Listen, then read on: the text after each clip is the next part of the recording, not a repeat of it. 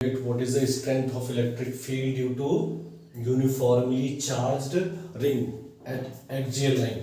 तो ये कोई यूनिफॉर्मली चार्ज रिंग है जिसपे यूनिफॉर्म चार्ज डिस्ट्रीब्यूशन है, जिसकी चार्ज डेंसिटी लैम्डा गिवन है. Lambda is equal to Q divided by 2 pi R. Here R is the radius and total charge is Q. अच्छा, इससे इसके सेंटर से x डिस्टेंस पे कोई पॉइंट P है at where we want to find out what is the strength of electric field. इस point P पे हम कैलकुलेट करना चाहते हैं कि इलेक्ट्रिक फील्ड की स्ट्रेंथ क्या है. तो उसके लिए हमको क्या करना पड़ेगा कि ये पूरा एक कंटिन्यूअस बॉडी है, तो कंटिन्यूअस बॉडी के लिए कैलकुलेट करने के लिए हम छोटे छोटे पार्ट में एलिमेंट में ब्रेक करते हैं. तो यहाँ से dl लेंथ का एक एलिमेंट कंसिडर किया जिसपे चार्ज कितना है dq. इसका डिस्टेंस r, ये x है, तो ये जो डिस्टेंस हो जाएगा वो under root X square plus R square Pythagoras theorem से ये आ जाएगा. अब ये पॉजिटिव चार्ज हमने कंसिडर किया हुआ है, तो पॉजिटिव चार्ज के लिए इलेक्ट्रिक फील्ड जो होता है वो अवे फ्रॉम पॉजिटिव चार्ज हो जाएगा. That is this directions.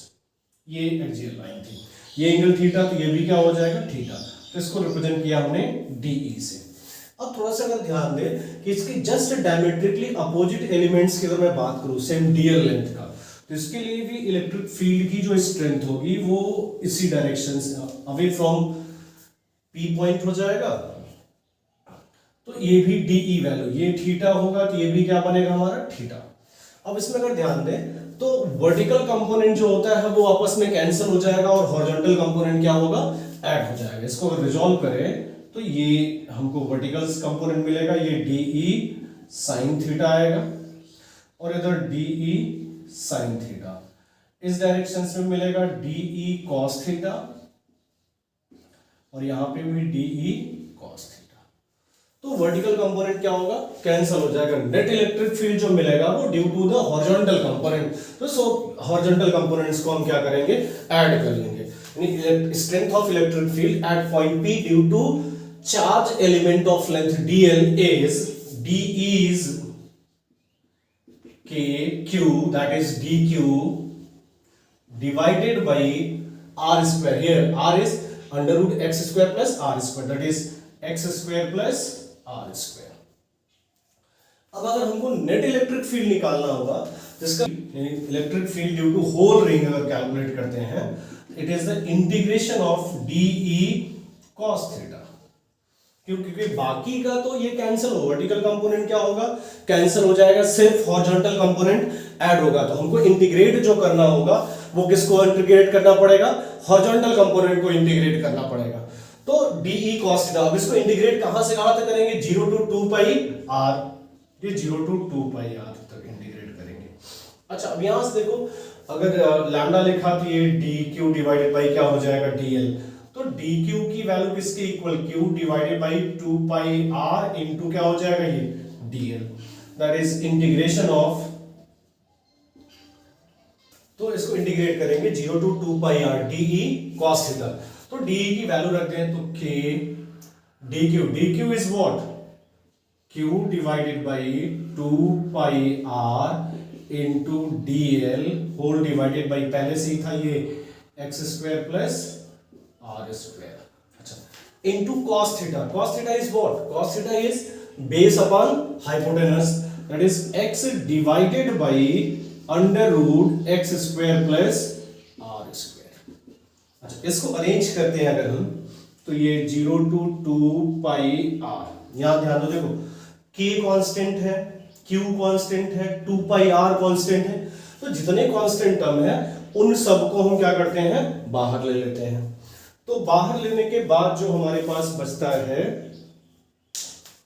कि इसको इंटीग्रेट जब हमने किया, जो भी कांस्टेंट टर्म्स है यहाँ पे कांस्टेंट टर्म क्या क्या है, k q x square r square 2 pi r, ये सब कांस्टेंट. तो k q इंटू x डिवाइडेड बाय, देखो x square plus r square power 1 हुआ, यहाँ 1/2, तो मिलके कितना हो जाएगा ये 3/2. यानी x square r square whole to the power 3/2 into 2 pi r integration of 0 to 2 pi r into dl. तो integration of dl is L from 0 to 2 pi r और L की वैल्यू किसके इक्वल 2 pi r के इक्वल. तो ये जो relation हमको मिला कि K Q X divided by X square plus R square whole to the power 3/2 into 1/2 R into क्या हो जाएगा ये 2 आर टोटल इसका लेंथ। तो 2 आर से क्या हो गया कैंसिल।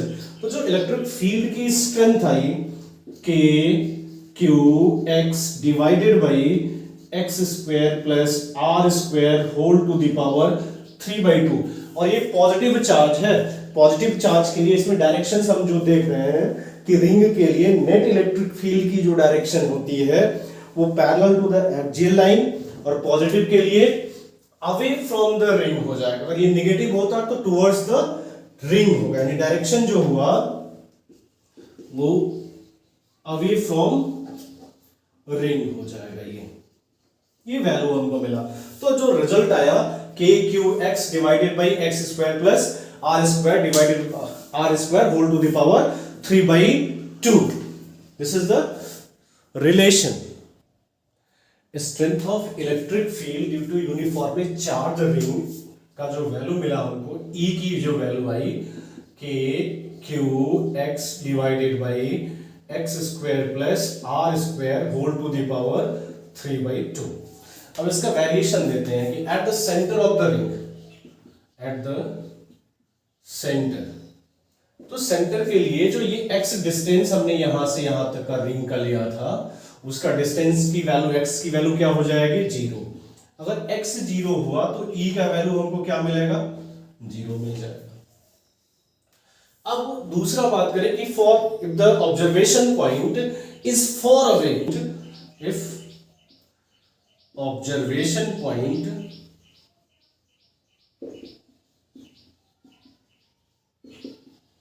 is far away, बहुत दूर हो जाए। अगर ऑब्जर्वेशन पॉइंट बहुत दूर हुआ तो X square plus R square की जो वैल्यू है वो अप्रोक्सीमेट इक्वल टू क्या हो जाएगा हमारा एक्स स्क्वायर। तो अगर फॉर अवे रहा यानी एक्स की वैल्यू लार्ज ग्रेटर है कंपेयर टू द रेडियस, तो के cube divided by X square, this is the similar relation for the point charge, यानी अब रिंग एक पॉइंट चार्ज की तरह बिहेव करने लगेगा। अच्छा, अगर मैं इसी को बात करूं कि एट इन्फिनिटी, तो एट इन्फिनिटी ई की वैल्यू क्या हो जाएगी 0। अब मैक्सिमम मिनिमम थ्योरम की अगर बात करें कि देखो एक बार मिनिमम कहां हो रहा है सेंटर पर, फिर मिनिमम कहां हो रहा है इन्फिनिटी पर, तो बीच में कहीं इसकी वैल्यू क्या होगी मैक्सिमम होगी। अब वही कैलकुलेशन करते हैं कि मैक्सिमम वैल्यू इसका कहां होगा। तो मैक्सिमम मिनिमम थ्योरम लगाते हैं, इसको डिफरेंशिएट करेंगे, डिफरेंशिएट करके ई की वैल्यू को इक्वेट करेंगे 0 से, उसके करस्पॉन्डिंग हम लोग पॉइंट कैलकुलेट करें। तो फॉर मैक्सिमम इलेक्ट्रिक फील्ड इसका जो डिफरेंशिएशन होगा डीई बाई डीएक्स की वैल्यू किसके इक्वल होना चाहिए 0 के इक्वल होना चाहिए, तब ये में क्या मिलेगा हमको मैक्सिमम मिलेगा। यानी इसको x के रिस्पेक्ट में हम डिफरेंशिएट कर देते हैं। अब यहाँ पे x के रिस्पेक्ट में डिफरेंशिएट करते हैं तो क्या होगा, देखो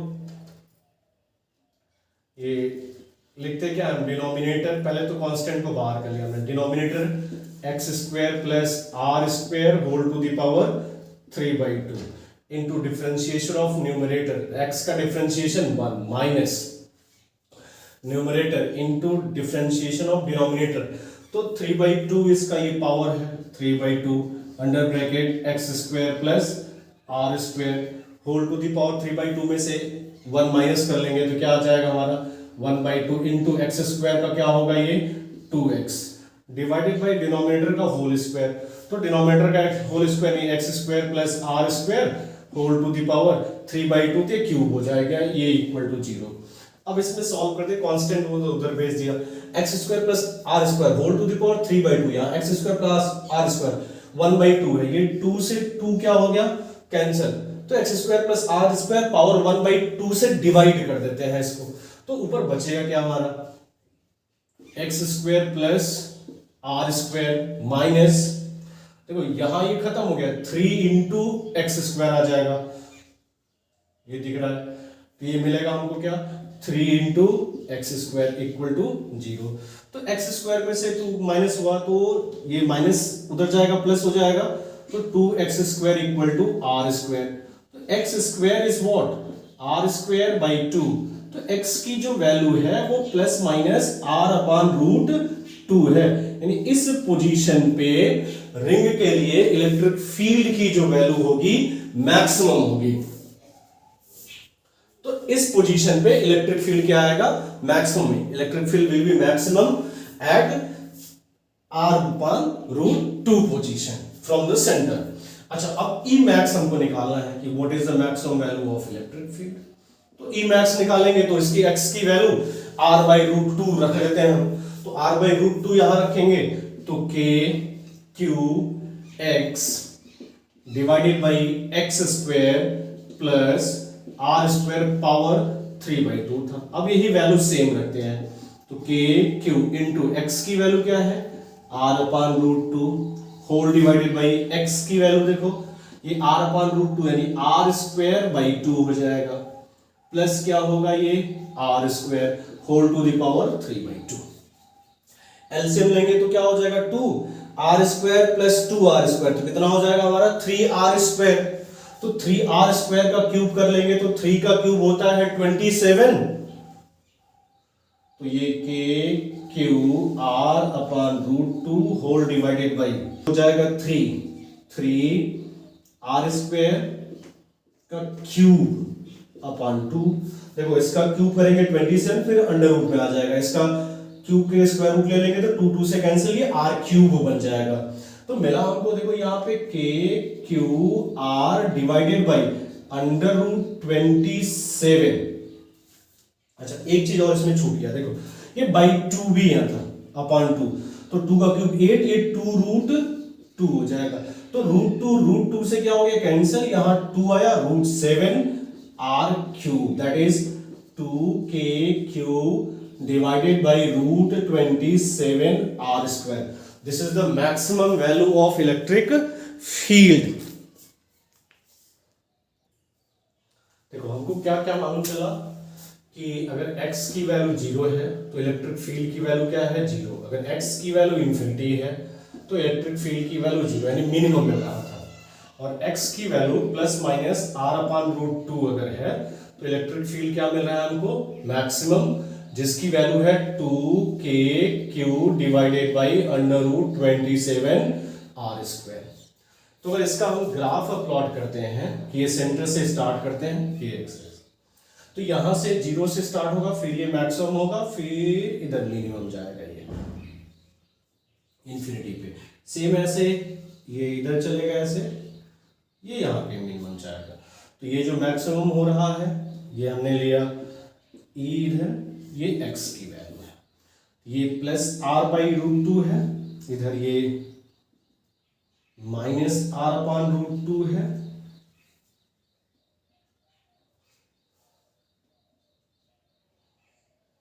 और जो मैक्सिमम इलेक्ट्रिक फील्ड्स की वैल्यू आई हमारी कितनी 2k q divided by √27 into r square. ये रिलेशंस बनता है इसका। देखो हम लोगों ने ये समझा कि अगर कोई रिंग दिया गया है तो रिंग से इसके सेंटर से किसी पॉइंट पर एक्सिस पर एक्सियल लाइन पर किसी x डिस्टेंस पर अगर चार्ज टोटल चार्ज q है तो इलेक्ट्रिक फील्ड की जो स्ट्रेंथ होती है उसका रिलेशन हमारा क्या मिलता है कि electric field is equal to k q x divided by x square plus r square whole to the power 3/2, ये रिलेशन आता है। अब सेंटर पे भी हमने समझा 0 होता है।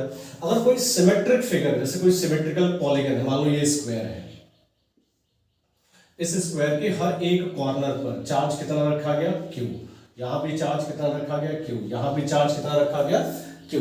अब इसके सेंटर से कुछ डिस्टेंस, एक सर्टेन डिस्टेंस मान लो हमको x डिस्टेंस दे दिया, ये बाहर की तरफ मान लो यहाँ पर कुछ ये फिगर ऐसा है हमारा, ये स्क्वायर है, यहां से हमको इस पॉइंट पर कैलकुलेट करना है कि what is the strength of electric field, हर एक कॉर्नर पर चार्जेस कितना है q। तो सिंपल सा इसको अगर सेंटर हम ये सेंटर अगर लेते हैं तो एक ये सर्कल बनेगा, उस सर्कल पर पड़ेगा, तो जो सर्कल के लिए रिलेशन आता है, रिंग के लिए जो रिलेशन आता है वही फॉर्मूला यहाँ डायरेक्ट हम यूज करते हैं, अलग से हमको लगाने की जरूरत कुछ नहीं है। तो हम इंडिविजुअल लगाते थे, इसका निकालते फिर इसका निकालते फिर इसका निकालते, फिर सबका हम क्या करते हैं वेक्टर्स एडिशन करते हैं, रिजॉल्व करके इसको वेक्टर्स सॉल्व करते हैं। नहीं तो डायरेक्ट अगर ये सिमेट्रिकल पॉइंट है जैसे इसमें, क्योंकि यूनिफॉर्मली अगर डिस्ट्रीब्यूटेड होता है तो सेंटर पे भी क्या आता है 0। तो यहाँ का भी इलेक्ट्रिक फील्ड अगर निकालना हुआ कि electric field at point P अगर कैलकुलेट करना हुआ तो P के लिए क्या हो जाएगा K मतलब electrostatic constant 1/4πε0 into total charge कितना Q तो कितना हो जाएगा ये 4Q इनटू इससे डिस्टेंस मान लो हमको ये x डिस्टेंस पर दिया गया है तो क्या आ जाएगा ये 4Q into x divided by, अब देखो ये जो होता है ना वो चार्जेस का सिमेट्रिकल पॉइंट से डिस्टेंस होता है। मान लो कुछ ये a आता, जैसे अगर साइड दी रहती तो हमको वो निकाल लेते हैं। तो वैल्यू हमको क्या मिलता है √x² plus a² whole to the power 3/2 ये रिलेशन आ जाता। जैसे रेगुलर कोई भी रेगुलर पॉलीगन दिया हो, रेगुलर पॉलीगन के लिए भी हम क्या कर सकते हैं यही सेम रिलेशंस यूज कर सकते हैं। मान लो ये कोई रेगुलर पॉलीगन है, सब पे चार्ज कितने हैं Q है, इसका कुछ सेंटर आता, सेंटर से कुछ x डिस्टेंस पे ये बाहर हमको दिया गया कि x डिस्टेंस पर इसका मान लो कुछ डिस्टेंस हमको मालूम होता कि a है या r है, तो यहां हमको कैलकुलेट करना है। तो रिलेशन इससे x डिस्टेंस बाहर की तरफ मतलब यहां कहीं निकालना है, ये x distance point of symmetry जो इसका है सेंटर है उस सेंटर से डिस्टेंस पे निकालना। तो यहाँ भी रिलेशन वही सेम कि electric field at point P तो क्या होगा K इनटू टोटल चार्ज 1 2 3 4 5 6 7 8 तो क्या हो जाएगा ये 8Q divided by x² plus a² whole to the power 3/2। ये कैलकुलेशन ऐसे कर लेते हैं, वही सेम रिलेशन लग जाता है। जैसे दो डाइपोल में जो पढ़ते हो कि मान लो ये चार्ज नहीं डाइपोल नहीं ये चार्ज Q और Q है, दोनों से हमको ये मिड पॉइंट है, मिड पॉइंट से x डिस्टेंस पे निकालना है, ये A है ये A है।